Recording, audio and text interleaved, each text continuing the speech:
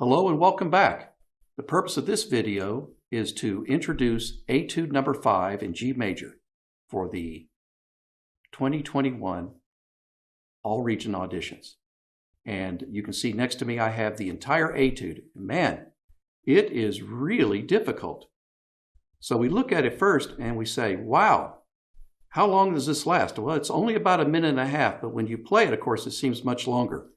And it looks like it has a ton of very hard rhythms. But as I'm going to show you today, the rhythms are really not that hard because the 8th note gets the beat. And that's the most important thing to remember today, is that it's counted 4 beats in a bar.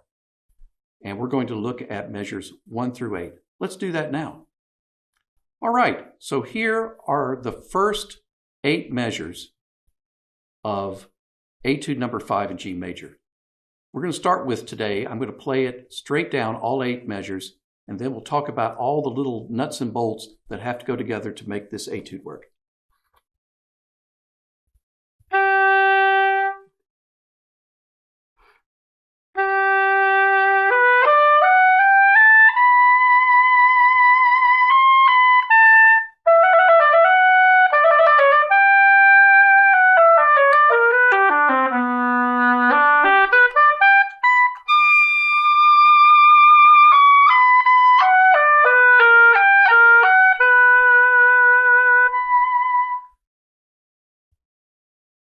You can see, even the first 8 measures require a lot of detail and planning. And if you look at the music, you'll notice I've already made some marks on the page to help guide you, and you're certainly willing to pause the video and make those same marks on your music yourself. First challenge is counting the rhythms. Let's take a couple of measures at a time and count them, because if you recall, this composition is not counted at 2 beats in a bar, but at 4 beats in a bar. So let's take the first little section. 1 and 3 and 4 and 1, 4 and 1. See, it's not as hard as it looks. The dotted quarter note now gets 3 beats. Let's look at the next section, starting right where we left off, starting on count 2, where the trill is. And trill 3, trill 1, and a 3 and a 4 and a 1. Okay, now that's a little bit tricky. We look at the 32nd notes and immediately kind of a little bit heart palpitations and sweat breaks out, right?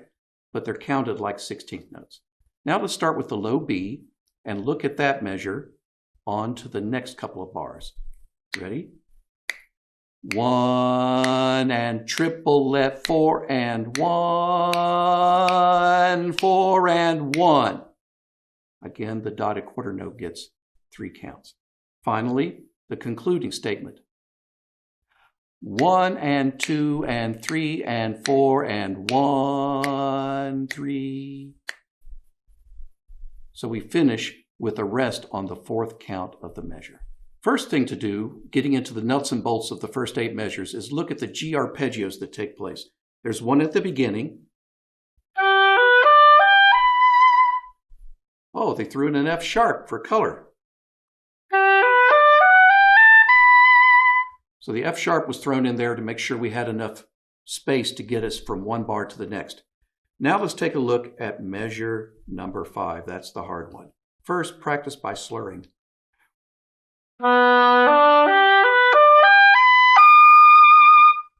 Try slurring it all, tonguing it all, and then let's look at the articulation pattern a little bit later. The important part is to practice the arpeggio itself from the low note to the high note. Okay, let's take a look at measure 3, the trills. The first step is to recognizing where are we going to trill to. The E trills to the F sharp in the key. The next one trills D to E. We do not move the left hand fingers at all, just the right hand ring finger.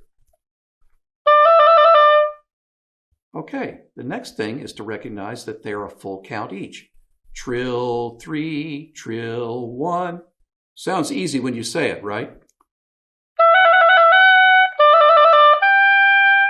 One slurs to the conclusion, one tongues at the conclusion.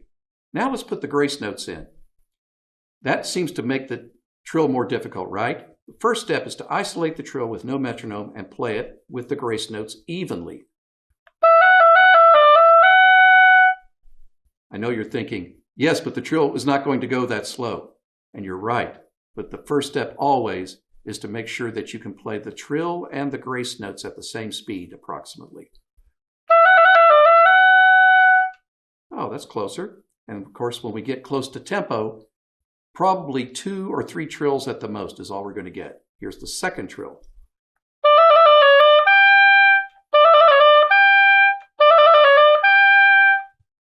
So 2 or 3 trills is plenty. Don't feel bad. When you hear yourself play, and you should record yourself, when you hear yourself play those trills, it's going to sound very natural. Now let's take another look at measure 4's rhythm, because that's not easy. Just the rhythm itself without playing the oboe.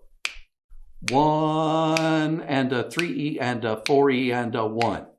The first step is audiating it, saying it out loud so you know what to expect. If you're not comfortable singing it, it's okay to hum. Now let's take a look at the vocabulary in there. Oh, we've got several crazy accidentals. Well, let's start with the beginning of it. Ready? Go. 1 and a 3. That's the first step. Make sure you play the opening figure nice and easy. Now let's take a look at beat 3. We have the neighbor note D, C sharp D. That's easy. Oh, once you start doing it in pieces, it doesn't seem quite so tough. Now let's add that B flat to B. Notice I'm not saying A sharp because I hate saying A sharp. So I'm thinking of it as B flat to B natural.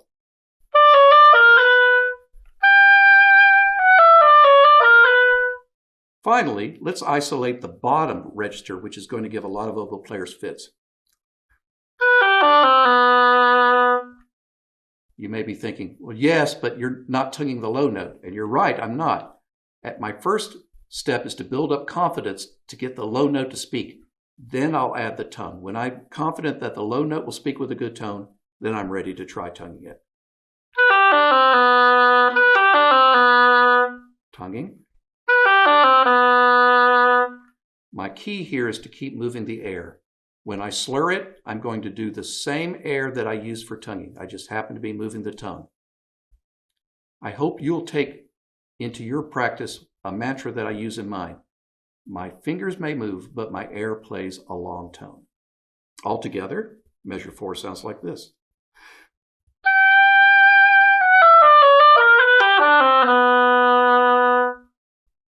Now the measure 5 articulation. We already played the arpeggio a few minutes ago.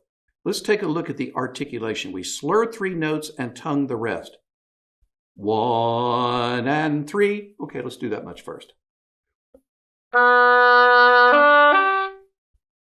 Notice, I don't think about clipping the note off at the end of the slur. Just play it as normal.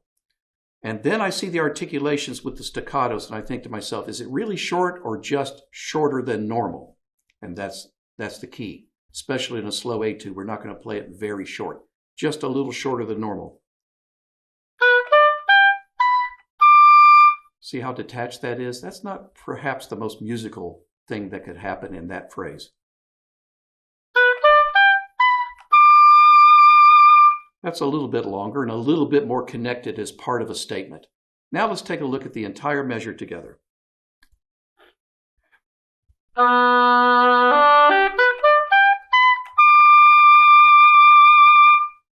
Now let's take a look at measures 5 and 6. I have a word written there that seems odd upon a first glance in a composition, the word goal.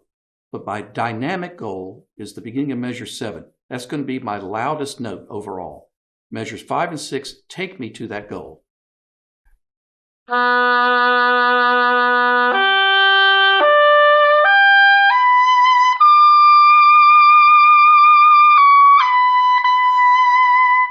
Now you see I did a watered down version of measures 5 and 6 that leads me with my air and my volume to the downbeat of 7. Now, keeping that in mind, you can see why I wrote a crescendo mark, even though it's got crescendo underneath. Measures 5 and 6 are actually just one long crescendo.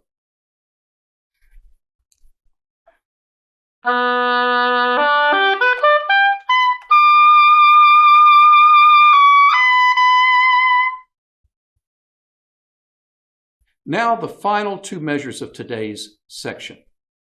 The reason why we have those A sharps appearing is because for measures 7 and 8, we're actually in the key of B minor. So it's kind of like we've slid out of G major into another key briefly. Why didn't he change key signatures? Well, since it's such a short key change, really no reason for it. So you'll notice that measures 7 and 8 are going to be in the key of B minor. It starts on B and ends on B. And so let's think about what that would be. Or with the A sharp in. So they're just a little bit of a B minor section. I don't think it's really necessary to practice the B minor scale every day. But be aware of the fact that these two measures are in a different key. It's not going to end on G or end on D. So we're changing keys temporarily to the third note of the scale, B. Now let's take a look at the leaps in measure 7. It starts off with the B minor arpeggio and heads down to A sharp.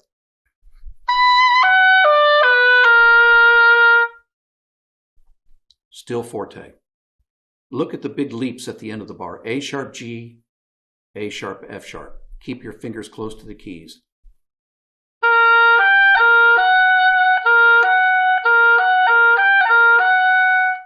Also, don't change your embouchure or air. You should be blowing your air as if you're playing a moderately low note. Don't think about changing the air to something for a high register at this spot.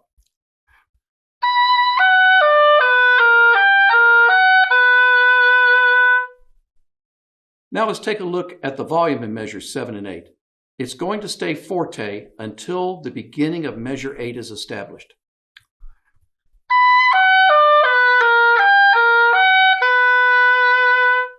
Only after you begin measure 8 should you decrescendo. It doesn't say to decrescendo to pianissimo. It doesn't even say to decrescendo to any particular volume. It just says decrescendo.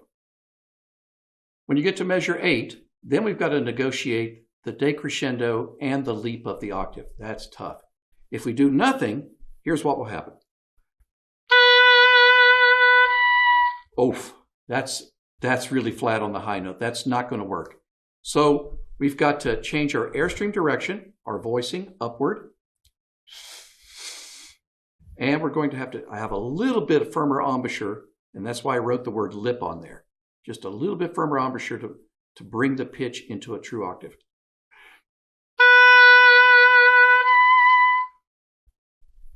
Think about using vibrato throughout the composition, not just for long tones. You can start out, of course, by just playing a note with vibrato. But think of it as a natural part of the playing, even if you're moving your fingers.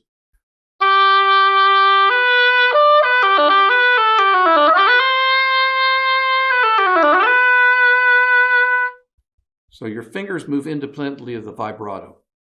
All notes in here should be heard by the audience with vibrato. Now, of course, the very fast notes, they won't be able to hear it.